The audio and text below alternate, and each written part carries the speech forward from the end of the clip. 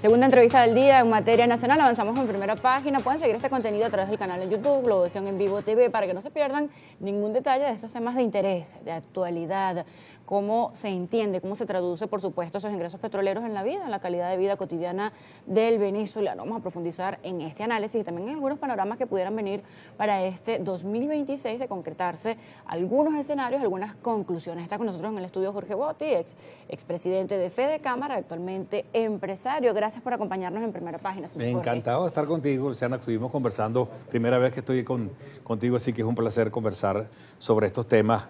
Por mi actividad son más cercanos a la aproximación a la realidad desde el ámbito y la óptica empresarial, pero sin dejar de lado una variable que es crucial y que nos cruza transversalmente, que es por supuesto el tema político, que creo que va a ir también paralelamente señalando el rumbo de qué tan posible puede ser una estabilización de la economía y luego un crecimiento en la economía. Bueno, allí hablábamos fuera de cámara de ese perfil de expresidente de Fede Cámara, que viene acompañado no solamente de ese peso de la representación gremial, sino de la sabiduría, de la experiencia que le da ese prefijo expresidente de Fede Cámara, la importancia que tiene también en el análisis de estos escenarios. Quisiera comenzar en este planteamiento de este primer punto que tiene esta agenda de trabajo entre Caracas y Washington con respecto a estabilizar la economía venezolana, la recuperación, la rehabilitación de esa industria petrolera, pero se entra en un dilema de los analistas, de los estudiosos, es este nuevo modelo de negocio, esta nueva forma de llevar la agenda energética y,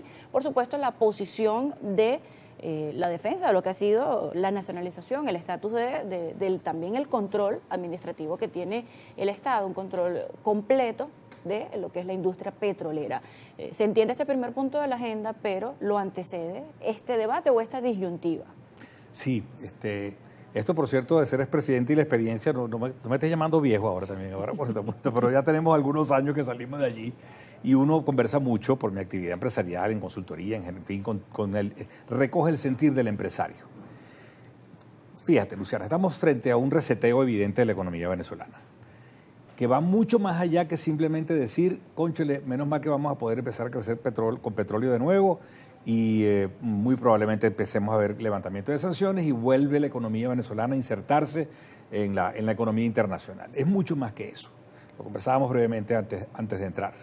Es el fin de lo que se llamó el petroestado, que a mi juicio comenzó a instalarse en la economía venezolana y en la sociedad venezolana en los 70 más o menos, cuando los ingresos petroleros comenzaron a ser enormes y fueron centralizados siempre en control, en operación y en disposición de los recursos por quien ejercía el poder, a lo que ahora yo podría llamar una economía petrolera, que siempre lo hemos sido y creo que ahora lo vamos a hacer mucho más, pero una economía petrolera con economía abierta, es decir, con una economía de mercado, volcada hacia afuera, con apertura, que eso, por cierto, supone unas grandes oportunidades y retos para el sector privado, pero también se representa amenazas, también lo conversábamos, la competitividad de la economía venezolana. Pero también está la parte política que no podemos dejarla por fuera. El diputado, el invitado anterior, tocó una palabra, el término entreguismo, que es la preocupación de algunos y también viene de una corriente política que es calificada como, que se encuentra en uno de los extremos. Entonces, también cómo equilibrar el tema de la palabra entreguismo con oportunidades, apertura, con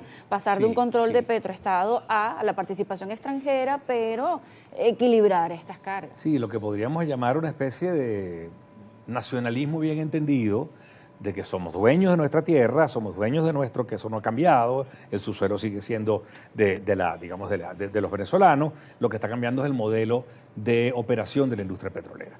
También es muy novedoso el hecho de que el producto o el provento de la renta de ese petróleo se va a manejar a través de unos fondos soberanos y va a ser afuera donde van a decidir a qué se asignan esos recursos. Por cierto, independientemente de la sensación que uno puede tener o no de supervisión indebida de otros, la realidad es esa, se nos ha impuesto, y creo que lo que tenemos es que ir marchando, y la responsabilidad del sector empresarial, digamos, no petrolero, y el petrolero también, es participar en ese desarrollo. No quiero dejar de lado el tema de la política porque me parece fundamental. Yo creo que tenemos que tener mucho cuidado. Una de las mayores amenazas que veo en el cortísimo plazo, para que verdaderamente tengamos estabilidad. Cuando digo estabilidad, estabilidad cambiaria, previsibilidad de lo que va a pasar, que haya inversiones, es que este proceso de estabilidad vaya acompasado con la estabilidad y la realidad política, que por cierto ya se ha discutido desde Washington y también acá. Se habla de etapas. Entonces, mucho cuidado, porque Si bien es cierto que hay que manejar con mucho tino, y me refiero a los políticos, y tienen todo el derecho a presionar por lo que piensan que debe presionar, hay que manejarse con mucho tino, ni adelantarse ni atrasarse, porque cualquier intención o cualquier evento que trunque la posibilidad de que la economía se estabilice y que piense que por hacerle daño de nuevo a los venezolanos vamos a conseguir un cambio más rápido, más acelerado, me parece un gravísimo error. Allí me llama la atención esa sustitución de la palabra incertidumbre por lo predecible, por lo que se pudiera realmente estimar, y es lo que permite en realidad tomar decisiones, no solamente grandes decisiones en la macroeconomía, sino también pequeñas decisiones que toma el venezolano con respecto a la planificación o un presupuesto familiar. En estos primeros escenarios hemos visto el levantamiento de las sanciones, esto por parte del gobierno de los Estados Unidos. Yo mencionaba en estos días también sanciones por parte de la Comunidad Europea, pero también esto tiene que acompañar este proceso para que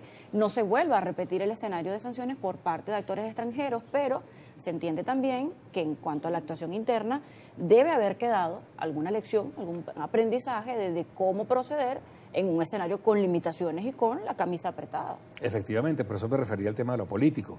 Ya no creo que va a ser tan fácil el que haya una intención de no, digamos, no es más que cumplir, es no atender al llamado de la realidad que estamos viviendo, que implica avanzar hacia, digamos, de periodos de liberalización a periodos de reencuentro y de transición política, que además hay que decirlo sin ningún tipo de reservas.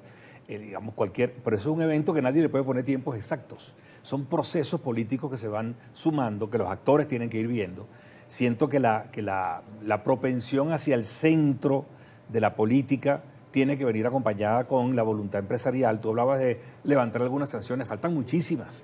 El empresario común y corriente hoy en día todavía no está inmerso, no estás conectado con el mundo. Todavía no puedes hacer algo tan sencillo como cobrar el provento de la venta de tus productos, de tus servicios, y de ahí pagar a proveedores. Eso no se puede hacer, porque no puedes pasar de bolívares a dólares a cuentas afuera, y además tiene una cantidad enorme de supervisiones y sobrecumplimientos de la banca internacional. O sea, todavía el empresario venezolano está aislado. Vamos hacia un proceso de reinserción. También se hablaba en esta reforma de la ley de hidrocarburos del marco tributario con respecto a cómo hacer conveniente el escenario para la inversión extranjera y también para el actor venezolano, en este caso representado en PDVSA, pero llevando esto al escenario del empresario venezolano que tiene estas limitaciones para esa dinámica cambiaria, para movilizar esos fondos. También tiene algunas limitaciones en materia tributaria que algunos han solicitado, sea revisado. Se habla mucho del encaje legal, se habla de compromisos parafiscales, pero ¿cómo ve también Jorge Botti este escenario de que hay que revisar también este lado para que el empresario venezolano pues también salga de esa Mira, preocupación? Ese modelo de petroestado al que me refería al principio hizo de toda la sociedad una sociedad rentista, y eso incluye a la sociedad empresarial en buena medida. Pero yo siento, además estoy convencido, que hay ciertas cosas que se han transformado de fondo con este largo periodo de sufrimiento que ha tenido la sociedad venezolana. Y una de las cosas que se ha transformado es el papel de la empresa privada. Y la sensación que tiene el público, o la seguridad de la importancia de la inversión privada, la importancia de la responsabilidad individual. Ese venezolano que solía creer que tenía que recibirlo todo, se ha convertido en un venezolano que es capaz de entender que es su propio potencial que lo tiene que sacar para adelante. A ver, el empresario venezolano, sobre todo desde el año 2019, 20 y 21 para acá, cuando tuvimos una pseudo liberalización, ha demostrado una cantidad extraordinaria de creatividad. Y me refiero a todos, los más grandes, los que hicieron un fabuloso esfuerzo en el milagro que se dio en el sector agroindustrial, pero también en los decenas de miles de pequeños empresarios que tú ves en los barrios populares emprendiendo. Pero hemos estado muy acostumbrados a gerenciar para sortear obstáculos, y ahora viene otro tipo de exigencias para la gerencia, que son exigencias para la competitividad. Vamos a tener competidores extranjeros.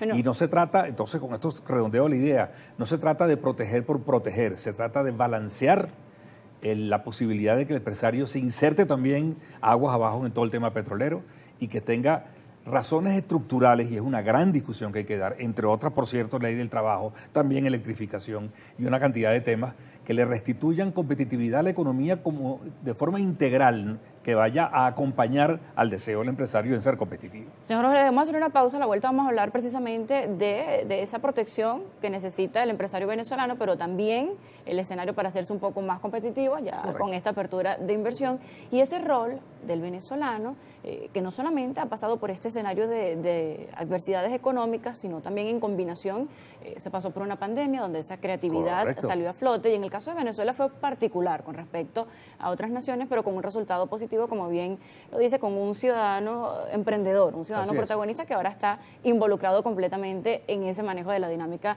económica en Venezuela. A la vuelta del corte seguimos conversando. Seguro. Ya venimos.